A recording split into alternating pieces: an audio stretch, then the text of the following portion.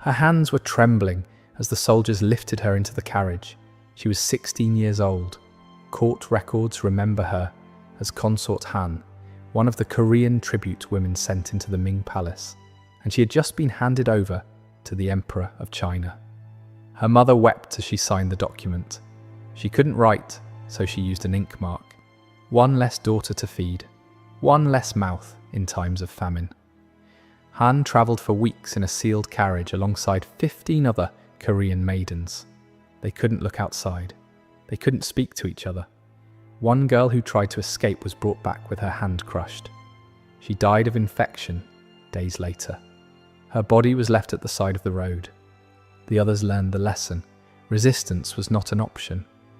When the gates of the Forbidden City closed behind her, Han discovered that serving the Son of Heaven had nothing to do with honour. She would live 16 years inside those walls. She would watch an entire harem disappear in a single night. She would beg to see her mother one last time, and she would die in white silk. Subscribe if you're new, and leave a like if you want us to keep unearthing these stories, because what comes next is worse. Han's story began the way tens of thousands of others did, with a system designed to harvest young women like crops. When people think of Chinese imperial concubines, they imagine something elegant. Beautiful women in embroidered silks writing poetry, a life of luxury serving the most powerful man in Asia. That image is propaganda. The imperial concubine system existed for over 2,000 years. During that time, tens of thousands of women disappeared behind the red walls of the Forbidden City. And what most people don't understand is this: concubines were not wives. They weren't considered human under imperial law. They were classified as precious objects, literally equated to porcelain vases. Every 3 years, imperial officials travelled through the provinces in what they called the Shunu selection. Sounds elegant. Don't be fooled, it wasn't an audition, it was a forced harvest. During the Ming Dynasty, no family was exempt. All unmarried young women of eligible age had to be presented. Hiding a daughter was a crime punishable by death for the entire family. Candidates were inspected by eunuchs and palace physicians. They checked every inch of their bodies for imperfections, birthmarks, scars. Any defect disqualified them. Those who passed were taken. Families received minimal compensation, but refusing the money meant admitting treason against the emperor. The system didn't need to kidnap. Poverty did the job. And what happened to the families left behind? Most never heard from their daughters again. Letters were forbidden. Visits were impossible. Occasionally, if a concubine rose to high rank, her family might receive a small stipend. But for the vast majority, their daughters simply vanished into the red walls. Some families held funerals for daughters who were still alive, because they understood the truth. The girl they raised was already gone. Han arrived in China as part of a different tribute.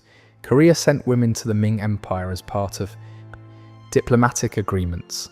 Between 1408 and 1435, more than 100 Korean women were sent to the Forbidden City. Not as visitors, as property. The day Han crossed the palace gates, she ceased to exist as a person. She became a number, a possession of the Son of Heaven. But before she could serve, she had to be broken. The selected women didn't go directly to the harem.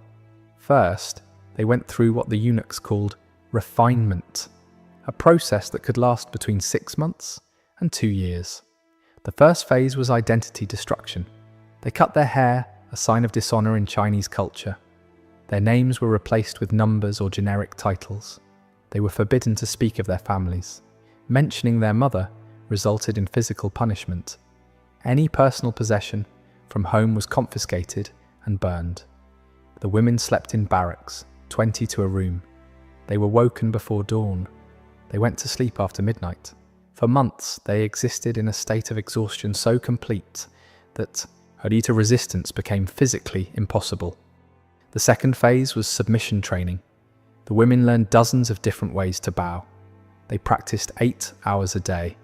If a bow was poorly executed, They were beaten with bamboo rods on their legs. Many carried those scars until death. They learned to walk without making noise, to keep their gaze lowered, to respond without being asked, to exist without taking up space, to smile when they wanted to scream. One training manual from the Qing dynasty lists 47 different rules for how to stand in the emperor's presence, 47 ways to exist in a single moment. Violation of any rule meant punishment. The third phase was preparation to serve the emperor. I won't go into graphic details, but historical documents describe a systematic process designed to eliminate any physical or psychological resistance. The women were examined monthly. Those considered inadequate were subjected to treatments that palace records describe with clinical coldness. Palace medical records describe the process with chilling detachment. Notes from 1723 refer to candidates presenting resistance and preparation protocols that required multiple sessions. The clinical language barely disguises what was being done to these women behind palace walls. Administrative records, official documents, written as if they were talking about training horses. After months of this, the women who survived were considered ready to enter a world where their suffering had only just begun. After training, the girls entered the official system, and here began another form of hell. The hierarchy was brutal. At the top, the empress, the emperor's only official wife. Below her, the imperial consorts. Then high-ranking concubines divided into multiple levels. And at the bottom, common concubines, sometimes hundreds of them. And preparation women, girls whose fate had not yet been decided. Your rank determined everything. The amount of food you received, the colour of your clothes, the size of your room, the number of servants, even the type of dishes you ate from. The empress received more than 22 pounds of prime meat every day. A low-ranking concubine received barely 4 pounds, and often not even that, because provisions were stolen by corrupt eunuchs before reaching the kitchens. Many low-ranking concubines suffered from malnutrition. Their teeth fell out, their hair thinned, they aged decades in years, and the cruelest irony, their declining appearance made them even less likely to be summoned. It was a downward spiral designed into the system. The emperor didn't visit his concubines. They were summoned. Every night, a eunuch presented the emperor with wooden tablets bearing the names and portraits of available women. The emperor pointed to one, and then the ritual began. The chosen concubine was taken to the bathing palace. Female eunuchs bathed and prepared her. But they didn't dress her again. They wrapped her in a silk blanket like a package, only her face visible. Why? Because a clothed woman could hide a weapon. 2 eunuchs carried her to the imperial chambers. They unrolled the blanket at the foot of the bed, and the concubine, without any clothing, had to crawl toward the emperor without raising her eyes. And here's what almost no one knows. A chief eunuch remained in the room throughout the entire encounter, behind a screen, but present. His job was to keep time. After exactly 30 minutes, he announced loudly, "Time to preserve the golden essence of the Son of Heaven." The emperor had to finish immediately. If he didn't finish in time, the eunuch would enter and physically remove the concubine. After each encounter, the woman was examined by an imperial physician who recorded every detail. Why? Because if she became pregnant, there needed to be absolute proof that the child was the emperor's. But here's what made the system truly perverse. Most concubines were never summoned, not once, not ever. There were hundreds of women in the harem, sometimes over 1,000. The emperor might summon 1 or 2 per week. Do the math. A concubine could spend her entire life, decades, waiting for a call that would never come. Aging in silence, watching younger girls arrive, knowing that her only purpose, the only reason she was taken from her family, would never be fulfilled. And yet she couldn't leave, couldn't marry, couldn't have children with anyone else. She was property in permanent storage. With nothing to do but wait, the women turned on each other.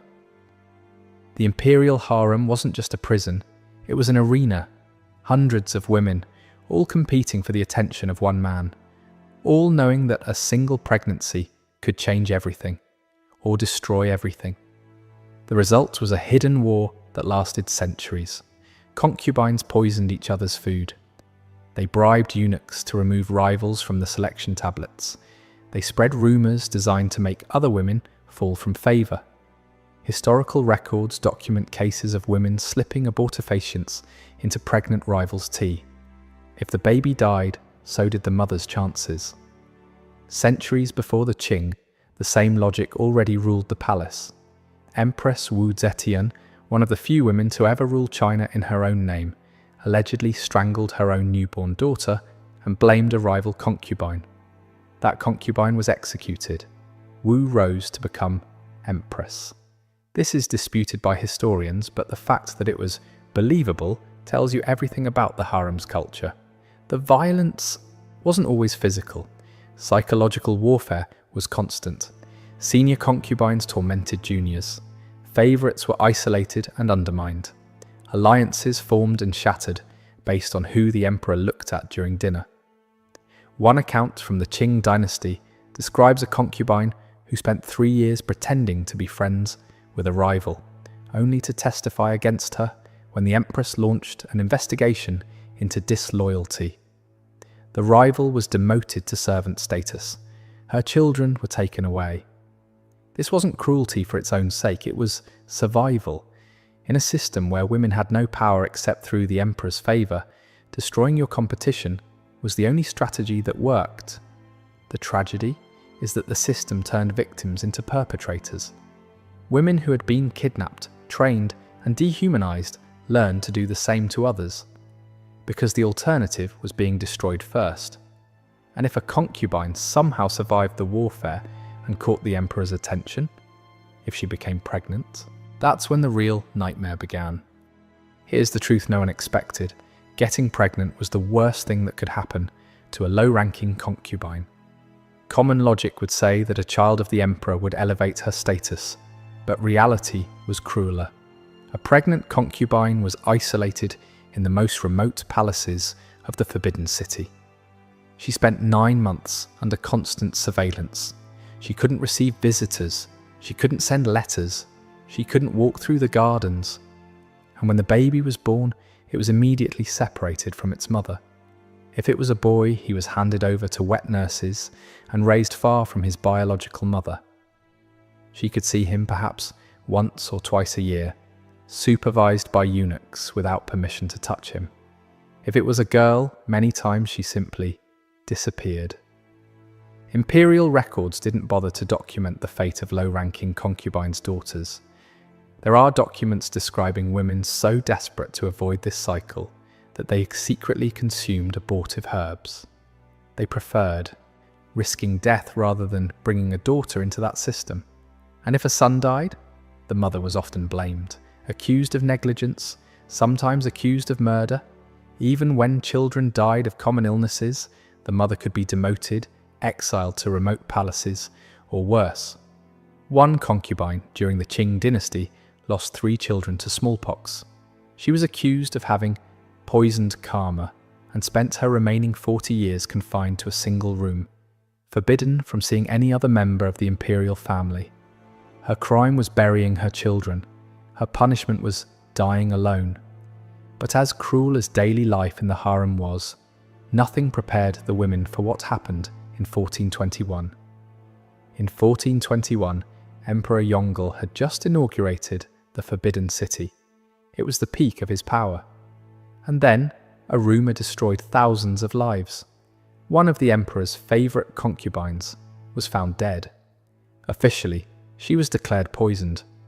But rumours said something else. They said she had taken her own life after an affair with a palace eunuch. And that the reason was the emperor's impotence. Yongle went mad. Humiliated, paranoid, he ordered an investigation. But he wasn't seeking justice. He was seeking to silence everyone who might know the rumour. In a single night, 2,800 women of the harem were executed. Not just concubines. Also servants, cooks, laundresses, any woman who might have heard something. The method was death by 1,000 cuts, a form of execution designed to prolong suffering. The executioners were told to make it last. Some victims took hours to die.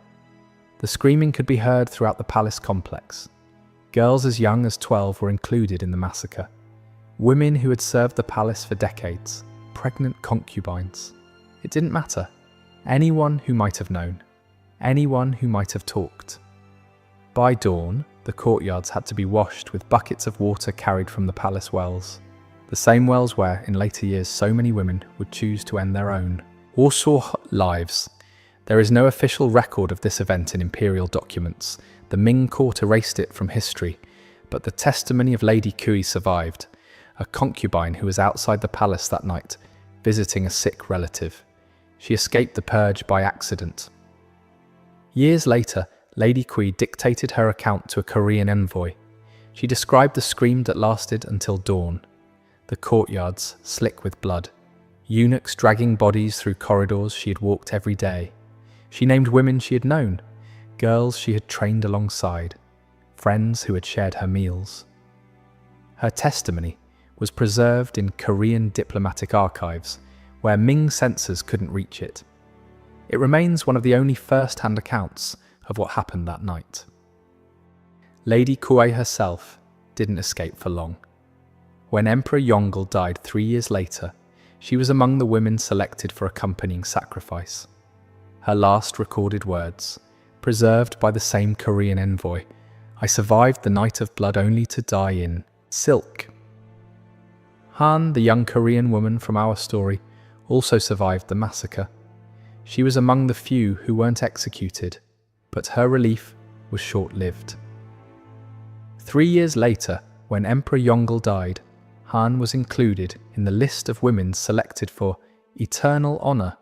During the Ming Dynasty, there was a practice called shunzang, which means accompanying sacrifice. When an emperor died, his favorite concubines were buried with him, alive. The logic was simple and horrifying. The emperor would need company in the afterlife. And what better company than the women who had served his desires in life? 3 days after the emperor's death, eunuchs compiled a list of the selected, between 5 and 30 women, depending on the emperor. The chosen ones received a last sumptuous meal, delicacies they had never tasted, wine they were usually forbidden to drink. Some accounts describe musicians playing while the women ate, as if it were a celebration. Then 2 options. The first hanged themselves voluntarily with white silk cords. This was considered an honourable death.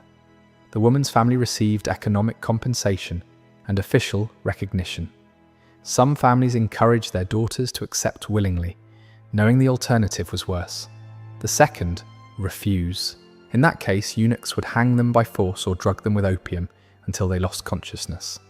Their bodies, some still breathing, were placed in a seated position in chambers around the main tomb, arranged as if they were waiting, attending, serving even in death.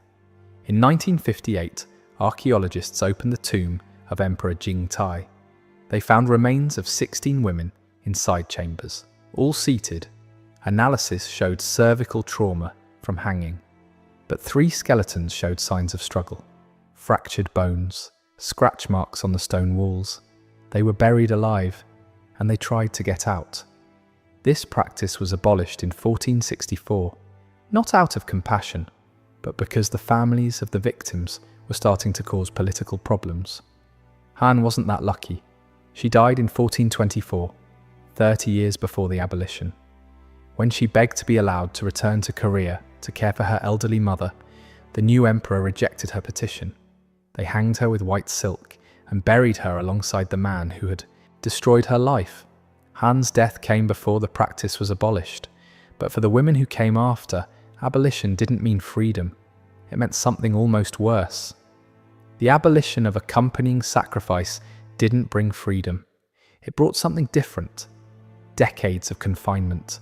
Concubines who survived their emperors were sent to the palace of perpetual solitude in the most remote corners of the Forbidden City. The rules were simple and brutal. Never leave the complex, never marry, never have contact with the outside world.